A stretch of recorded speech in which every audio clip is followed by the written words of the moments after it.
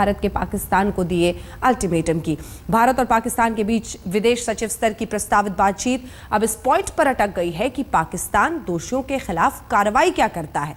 भारत ने पाकिस्तान से साफ साफ कह दिया कि गेंद अब तुम्हारे पाले में है। As far as we are concerned, the ball is now in Pakistan's court.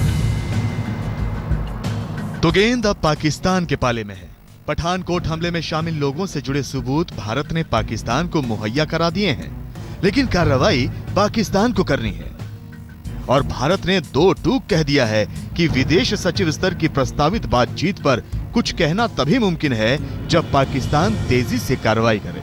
Pathankot पर जो हमला हुआ है, आतंकी हमला हुआ है, उससे क्रॉस बॉर्डर टेररिज्म पर एक बार फिर से फोकस हो गया है। इसलिए इस समय हम यही कहेंगे कि अब पहल पाकिस्तान को करनी है। पाकिस्तान को हमने एक्शनेबल इंटेलिजेंस प्रदान कर दी है इस आतंकी हमले के बारे में, और अब हमें देखना है कि पाकिस्तान उस एक्शनेबल इंटेलिजेंस के ऊपर क्या निर्णय लेता है, क्या एक्शन लेता है। पठानकोट हमले में मारे गए 6 आतंकवादियों से बरामद चीजों और कॉल रिकॉर्ड्स के आधार पर भारत ने खासे सबूत पाकिस्तान को दिए हैं। और इन सबूतों से एक बात तो साफ है कि हमले में पाकिस्तानी आतंकवादियों का हाथ है। लेकिन सवाल यही है कि क्या पाकिस्तान भारत के सबूतों पर कार्रवाई करेगा? क्या पाकिस्तान भारत के अल्टीमेटम को गंभीरता से लेगा? दरअसल पहली बार ऐसा लग रहा है कि ऐसा होगा। पाकिस्तान में नवाज शरीफ ने आज पठानकोट आतंकी हमले को लेकर अहम बैठक की। इतना ही नहीं, पाकिस्तान के एनएसए नसीर खान जंजुआ ने एक बार फिर भारत के एनएसए अजीत डोभाल से पठानकोट हमले को लेकर बात की। दोनों के बीच कम से कम 4 बार बात हो चुकी है। यानी पाकिस्तान इस बार विदेश सचिव स्तर की बातचीत चाहता है। खास बात यह है कि पाकिस्तान भारत के अल्टीमेटम को भी गंभीरता से ले रहा है। इसके संकेत पाकिस्तान की तरफ से मिल रहे हैं।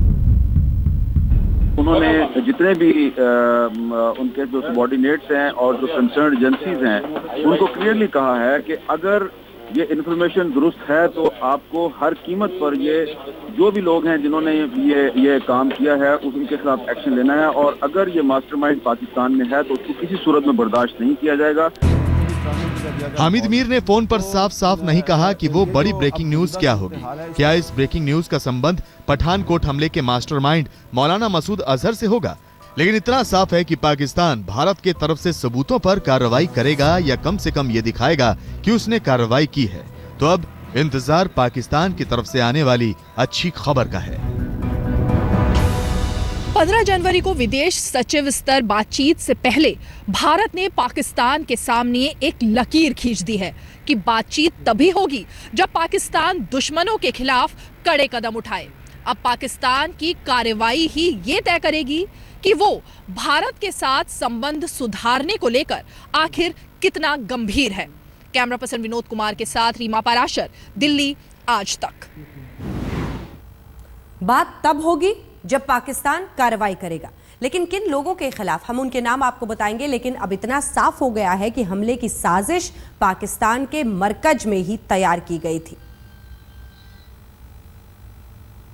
भारत ने आतंक के उन आकाओं की पहचान भी कर ली है जो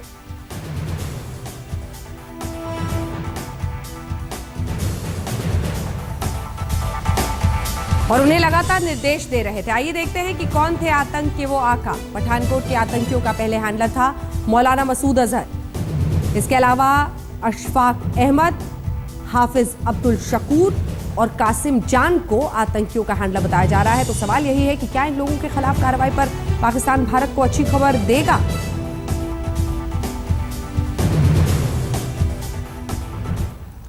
क्या बीएसएफ के कुछ जवानों ने पैसा खाकर आतंकियों को सीमा में घुसने दिया? हालांकि इस बात के कोई सबूत अभी तक नहीं मिले हैं, लेकिन आतंकियों के भारत आने का एक सिरा भ्रष्टाचार से भी जुड़ रहा है। बीएसएफ के पूर्व डीजी EN राम मोहन से हमारे संवाददाता सतेन चौहान ने बात की तो उन्होंने इशारा इसी तरफ किया है। My principal concern on this particular point is the smuggling of heroin. There is money in this, and a small percentage of BSF officers probably get involved in this. Personnel get involved in this. Now, if you smuggle heroin, it is not very difficult to smuggle 2-3 terrorists with weapons in the same group. When money is involved, and particularly in heroin smuggling, The ISI of Pakistan will get hold of 3-4 terrorists and tell this drug smuggler, you will get caught, you take our 3 charts across that side. Arrange it and help us. Money can buy the personnel of the BSF on the ground. There are cases where officers have succumbed to the temptation of money. That's how the militants managed to get through. इधर अगली खबर का आप रुख करते हैं, जहां राम मंदिर को लेकर सियासत गर्म है और नए नए दावे किए जा रहे हैं। सुप्रीम कोर्ट के फैसले से लेकर मंदिर निर्माण की शुरुआत के महीने भी बताए जा रहे हैं, लेकिन सवाल यह है कि कहीं तमाम दावों और सियासत के पीछे उत्तर प्रदेश चुनाव का एजेंडा तो नहीं। जैसे हम लोगों ने वचन दिया था अशोक सिंघल को, उनके स्मरण में हम इस साल के अंत तक मंदिर की काम शुरू कर देंगे। मैं कोर्ट के बारे जानता हूं कि किस स्तर पर ये पहुंचा हुआ है और निश्चित तौर पर सरकार साथ देगी तो फिर ये अगस्त तक ये निर्णय आ जाएगा। राम मंदिर के निर्माण को लेकर इतने भरोसे के साथ इतने बड़े दावे बीजेपी की ओर से शायद ही कभी किए गए, लेकिन अब हालात अलग हैं। केंद्र में सरकार है और सिर पर उत्तर प्रदेश का चुनाव, लिहाजा सुब्रमण्यम स्वामी ने सुप्रीम कोर्ट के फैसले का वक्त भी बताया, नतीजा भी और राम मंदिर का निर्माण शुरू होने की तारीख भी। हालांकि स्वामी ये कह रहे हैं कि अयोध्या में राम मंदिर का निर्माण जोर जबरदस्ती से नहीं बल्कि आम सहमति से होगा और 9 जनवरी को इसके लिए कार्य योजना की घोषणा की जाएगी। अब दिलचस्प ये कि सुब्रमण्यम स्वामी के बयान के बाद बीजेपी ने ना तो समर्थन किया और ना ही पल्ला झाड़ा। सुब्रमण्यम स्वामी के बयान पर बीजेपी की चुप्पी का क्या मतलब? कि कहीं राम मंदिर को यूपी में चुनावी एजेंडा बनाने की तैयारी तो नहीं कर रही बीजेपी, या फिर ऐसा तो नहीं कि राम मंदिर पर लोगों का मूड देखने के लिए बीजेपी ने नया सियासी दांव चलाया? बात ये ध्यान में रखनी चाहिए कि मामला उच्चतम न्यायालय में प्रलंबित है, वहां उसका निर्णय आना चाहिए या सरकार कानून बनानी चाहिए। रास्ते मुझे 2 ही दिखते हैं और कोई तीसरा रास्ता होगा तो मुझे पता नहीं उसका। सवाल इसलिए अहम है क्योंकि आरएसएस स्वामी को नसीहत भी दे रहा है, उनका समर्थन भी कर रहा है। बहरहाल ये तो देश की सबसे बड़ी अदालत के फैसले पर निर्भर करेगा कि मंदिर बनता है या नहीं, और अगर बनता है तो कब। लेकिन स्वामी के बयान ने विवादों का ढांचा जरूर खड़ा कर दिया है। आज तक ब्यूरो। बाबरी मस्जिद और राम मंदिर के मुद्दे पर सियासत नई नहीं है। कह सकते हैं कि सियासत ने ही मामले को यहां तक अब पहुंचा दिया है। चुनावी हथकंडे के तौर पर इस मसले का इस्तेमाल पहले भी बार बार हुआ है, खूब हुआ है, और शायद इस बार भी मंशा वही है।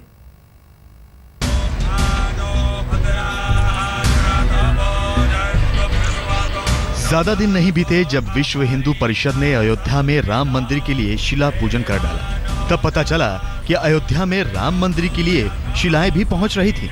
मंत्र गूंजे तो सियासत भी सुलगी। प्रभु श्री राम का भव्य दिव्य मंदिर करोड़ों करोड़ों हिंदुओं की आस्था का प्रश्न है। मंदिर था, मंदिर है, मंदिर रहेगा। उसे बनने से दुनिया की कोई ताकत रोक नहीं पाएगी। राम मंदिर पर सियासत तब हो रही है जब मामला देश की सबसे बड़ी अदालत में है और फैसला आना बाकी है। आजादी के बाद बाबरी मस्जिद मसले ने पहली बार आग पकड़ी 1949 में, जब मस्जिद के नीचे राम और सीता की मूर्तियां मिली। जनवरी 1950 में फैजाबाद कोर्ट में पहला मुकदमा किया गया और पूजा की इजाजत मांगी गई। 1964 तक फैजाबाद की अदालत में एक के बाद एक 4 अर्जियां लगाई गई। 1989 में बाबरी मस्जिद विवाद पर एक अर्जी इलाहाबाद हाईकोर्ट में लगाई गई। फिर इलाहाबाद हाईकोर्ट ने सभी 5 याचिकाओं पर खुद सुनवाई करने का फैसला किया और 3 जजों की विशेष बेंच का गठन किया। 2002 में हाईकोर्ट ने मामले की सुनवाई शुरू की। 30 सितंबर 2010 को हाईकोर्ट के 3 जजों की बेंच ने अपना फैसला सुना दिया। इलाहाबाद हाईकोर्ट ने विवादित 2.77 एकड़ जमीन को 3 बराबर हिस्सों में बांटने का आदेश दिया, लेकिन हाईकोर्ट के आदेश से कोई भी पक्ष संतुष्ट नहीं हुआ और मामला सुप्रीम कोर्ट में पहुंच गया। सुप्रीम कोर्ट ने 9 मई 2011 को हाईकोर्ट के फैसले पर रोक लगा दी। मामला अब भी सुप्रीम कोर्ट में लंबित है। सरकार और पार्टी के हाथों में कुछ भी नहीं, लिहाजा सबको पता है कि इस वक्त मुद्दे को उठाने का मतलब सिर्फ और सिर्फ चुनावी फायदा उठाना है। सिर्फ चुनाव से हट करके कोई बात नहीं है। प्रधानमंत्री ने इन लोगों की बात नहीं मानी, अब ये नया ड्रामा शुरू कर रहे हैं। हिंदू संगठनों को उम्मीद है कि फैसला उनके पक्ष में आएगा। बीजेपी को भी ऐसी ही उम्मीद है, लेकिन इस बात से कौन इनकार कर सकता है कि देश की सबसे बड़ी अदालत का फैसला दूसरे पक्ष के हक में भी आ सकता है। यदि ये नहीं हुआ तो कभी भी ब्रह्मण स्वामी या जो भी नेता बोलेंगे उनकी बात का विश्वास नहीं होगा और यही लोग समझेंगे कि यह राजनीति है और ये चुनाव के लिए ही कहा जा रहा है। फैसला अगर मेरे हक में आएगा तो वो मंदिर कहाँ से बनाएंगे, और अगर फैसले के अलावा अगर वो चाहें कि एक ईंट रख लें तो इनकी भूल है। वो कभी अयोध्या का पब्लिक जो है, अयोध्या के चाहे हिंदू हो या मुसलमान हो, वो सब कुछ समझ चुका है। बहरहाल सियासत में भावनाओं का कारोबार काफी अहम होता है। इतिहास भी इसका गवाह रहा है। ऐसा लगता है कि राम मंदिर के नाम पर एक बार फिर वही खेल शुरू हो रहा है, क्योंकि यूपी चुनाव सिर पर है। फैजाबाद से बनबीर सिंह के साथ आज तक ब्यूरो। और बीजेपी में तो बस चेहरे बदलते हैं, नाम बदलते हैं, लेकिन सुई वहीं पर राम मंदिर को लेकर अटकी रहती है और हर बार ये लगता है कि कोर्ट में मामला है, फिर भी सियासत साधने के लिए राम के नाम का इस्तेमाल हो रहा है। अगली खबर, गजेंद्र चौहान ने पुणे में एफटीआई चेयरमैन का कामकाज तो संभाल लिया, लेकिन उनके सामने चुनौतियां कई हैं। सबसे बड़ी चुनौती है छात्रों की नाराजगी से निपटेंगे कैसे, क्योंकि छात्र अब भी बहुत ज्यादा गुस्से में।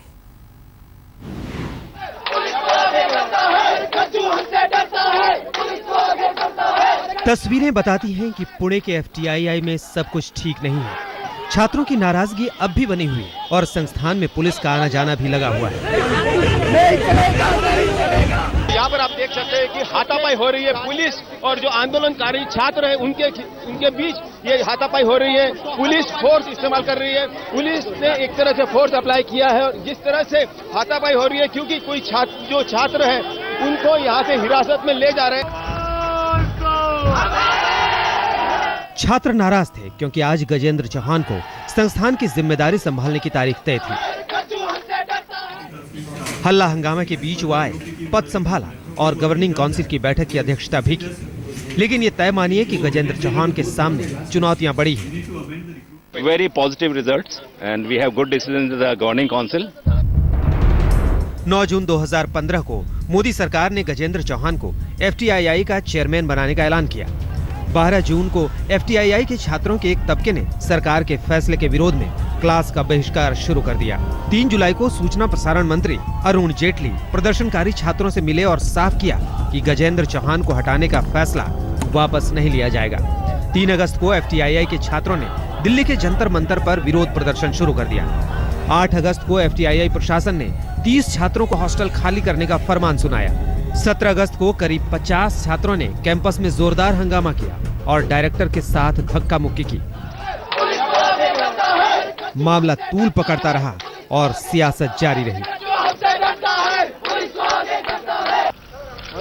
संस्थान में गजेंद्र चौहान की एंट्री से फिलहाल ये साफ है कि सरकार अपने फैसले से पीछे नहीं हटेगी, लेकिन गजेंद्र के सामने नाराज छात्रों को लेकर चलने की चुनौती भी होगी। साथ ही उन्हें ये भी साबित करना होगा कि वो वाकई इस पद के लायक हैं। पुणे से पंकज खेलकर के साथ आज तक ब्यूरो।